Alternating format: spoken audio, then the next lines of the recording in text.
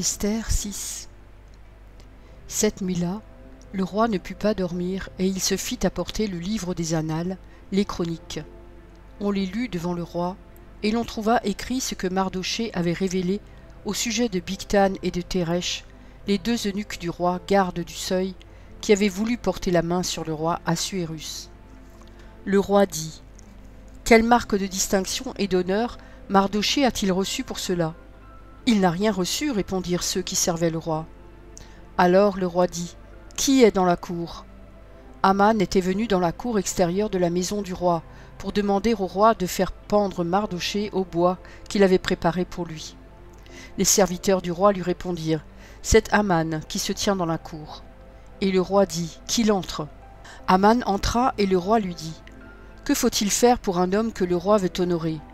Aman se dit en lui-même : quel autre que moi le roi voudrait-il honorer ? Et Aman répondit au roi : pour un homme que le roi veut honorer, il faut prendre le vêtement royal, dont le roi se couvre, et le cheval que le roi monte, et sur la tête duquel se pose une couronne royale. Remettre le vêtement et le cheval à l'un des principaux chefs du roi, puis revêtir l'homme que le roi veut honorer, le promener à cheval à travers la place de la ville, et crier devant lui : c'est ainsi que l'on fait à l'homme que le roi veut honorer. Le roi dit à Aman : prends tout de suite le vêtement et le cheval, comme tu l'as dit, et fais ainsi pour Mardochée le juif, qui est assis à la porte du roi. Ne néglige rien de tout ce que tu as mentionné. Et Aman prit le vêtement et le cheval. Il revêtit Mardochée, il le promena à cheval à travers la place de la ville, et il cria devant lui : c'est ainsi que l'on fait à l'homme que le roi veut honorer. Mardochée retourna à la porte du roi, et Aman se rendit en hâte chez lui, désolé et la tête voilée. Aman raconta à Zeresh sa femme et à tous ses amis tout ce qui lui était arrivé. Et ses sages et Zeresh sa femme lui dirent : si Mardochée devant lequel tu as commencé de tomber est de la race des Juifs, tu ne pourras rien contre lui, mais tu tomberas devant lui. Comme il lui parlait encore, les eunuques du roi arrivèrent et conduisirent aussitôt Aman au festin qu'Esther avait préparé. Esther 7. Le roi et Aman allèrent au festin chez la reine Esther.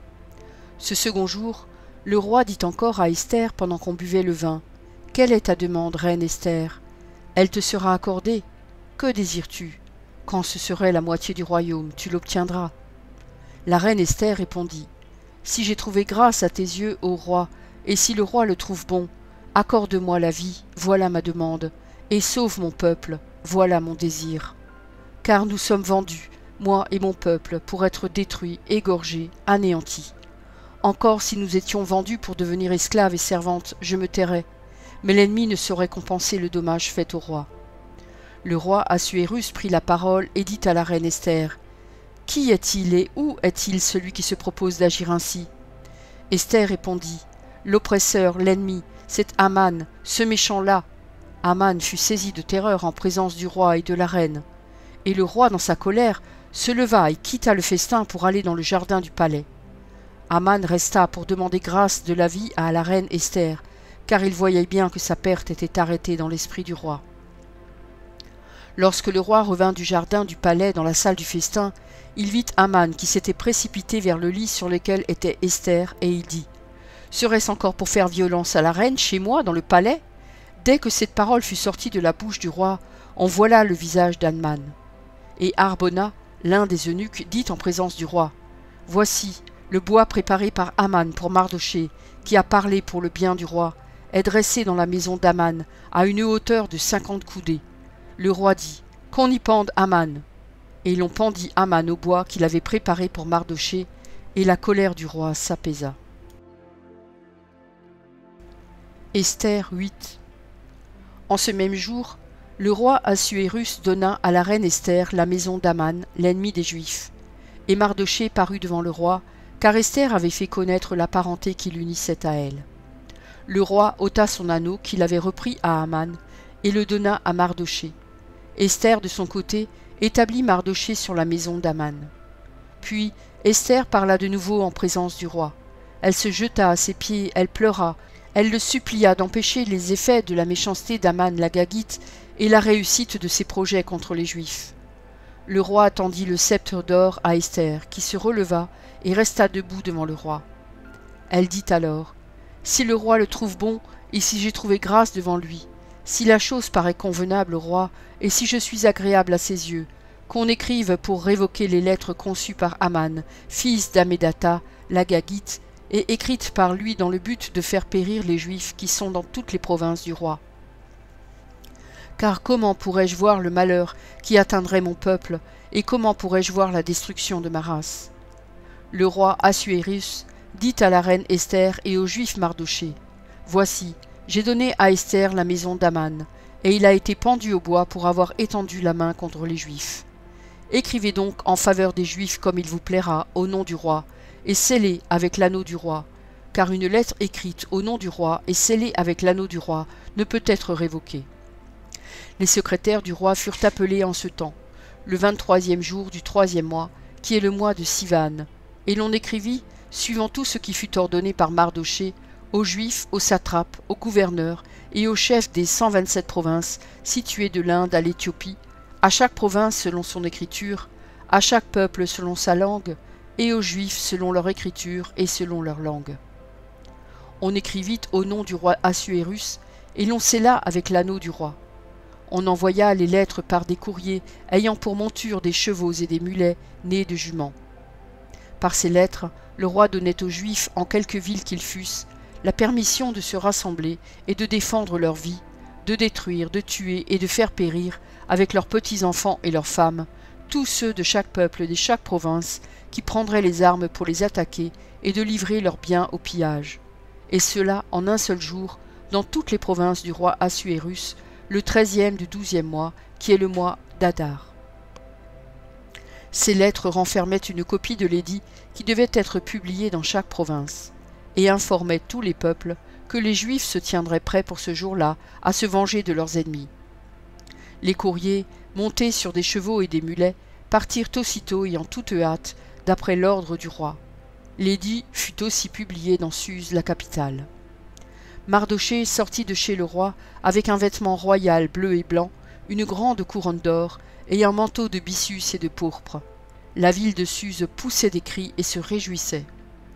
Il n'y avait pour les Juifs que bonheur et joie, allégresse et gloire. Dans chaque province et dans chaque ville, partout où arrivait l'ordre du roi et son édit, il y eut parmi les Juifs de la joie et de l'allégresse, des festins et des fêtes. Et beaucoup de gens d'entre les peuples du pays se firent juifs, car la crainte des Juifs les avait saisis. Esther 9. Au 12e mois, qui est le mois d'Adar, le 13e jour du mois, jour où devait s'exécuter l'ordre et l'édit du roi, et où les ennemis des Juifs avaient espéré dominer sur eux, ce fut le contraire qui arriva, et les Juifs dominèrent sur leurs ennemis. Les Juifs se rassemblèrent dans leurs villes, dans toutes les provinces du roi Assuérus, pour mettre la main sur ceux qui cherchaient leur perte, et personne ne put leur résister, car la crainte qu'on avait d'eux s'était emparée de tous les peuples. Et tous les chefs des provinces, les satrapes, les gouverneurs, les fonctionnaires du roi, soutinrent les Juifs à cause de l'effroi que leur inspirait Mardochée. Car Mardochée était puissant dans la maison du roi, et sa renommée se répandait dans toutes les provinces parce qu'il devenait de plus en plus puissant. Les Juifs frappèrent à coups d'épée tous leurs ennemis, ils les tuèrent et les firent périr. Ils traitèrent comme il leur plut ceux qui leur étaient hostiles. Dans Suse, la capitale, les Juifs tuèrent et firent périr 500 hommes, et ils égorgèrent Parchandata, Dalphon, Aspata, Porata, Adalia, Aridata, Parmashta, Arisaï, Aridaï et Vagézata, les 10 fils d'Aman, fils d'Hammédatha, l'ennemi des Juifs. Mais ils ne mirent pas la main au pillage. Ce jour-là, le nombre de ceux qui avaient été tués dans Suse, la capitale, parvint à la connaissance du roi. Et le roi dit à la reine Esther: « Les Juifs ont tué et fait périr dans Suse, la capitale, 500 hommes et les 10 fils d'Aman. Qu'auront-ils fait dans le reste des provinces du roi? Quelle est ta demande? Elle te sera accordée. Que désires-tu encore? Tu l'obtiendras. » Esther répondit: « Si le roi le trouve bon, qu'il soit permis aux Juifs qui sont à Suse d'agir encore demain selon le décret d'aujourd'hui, et que l'on pende au bois les 10 fils d'Aman. » Et le roi ordonna de faire ainsi. L'édit fut publié dans Suse, on pendit les 10 fils d'Aman. Et les Juifs qui se trouvaient à Suse se rassemblèrent de nouveau le 14e jour du mois d'Adar, et tuèrent dans Suse 300 hommes, mais ils ne mirent pas la main au pillage. Les autres Juifs qui étaient dans les provinces du roi se rassemblèrent et défendirent leur vie. Ils se procurèrent du repos en se délivrant de leurs ennemis, et ils tuèrent 75 000 de ceux qui leur étaient hostiles, mais ils ne mirent pas la main au pillage. Ces choses arrivèrent le 13e jour du mois d'Adar. Les Juifs se reposèrent le 14e, et ils en firent un jour de festin et de joie. Ceux qui se trouvaient à Suse, s'étant rassemblés le 13e jour et le 14e jour, se reposèrent le 15e, et ils en firent un jour de festin et de joie. C'est pourquoi les Juifs de la campagne, qui habitaient des villes sans murailles, font du 14e jour du mois d'Adar un jour de joie, de festin et de fête, où l'on s'envoie des portions les uns aux autres. Mardochée écrivit ces choses, et il envoya des lettres à tous les Juifs qui étaient dans toutes les provinces du roi Assuérus, au près et au loin.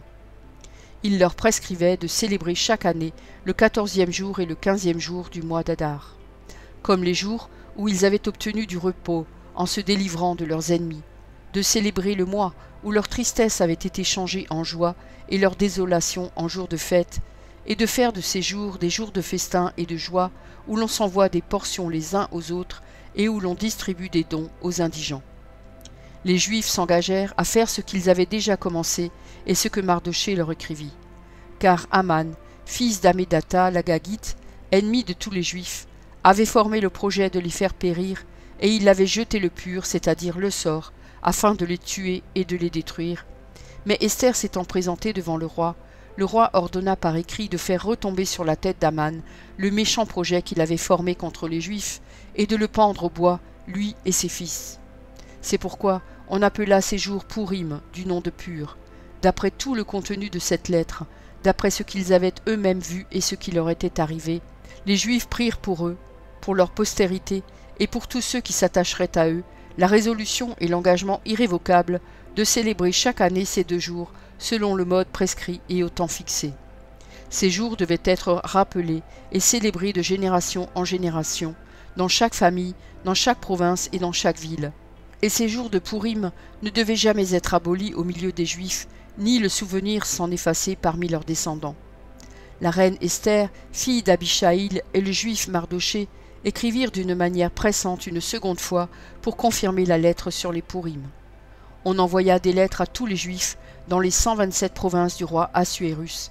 Elles contenaient des paroles de paix et de fidélité pour prescrire ces jours de Pourim au temps fixé, comme le Juif Mardochée et la reine Esther les avaient établis pour eux, et comme ils les avaient établis pour eux-mêmes et pour leur postérité, à l'occasion de leurs jeûnes et de leurs cris.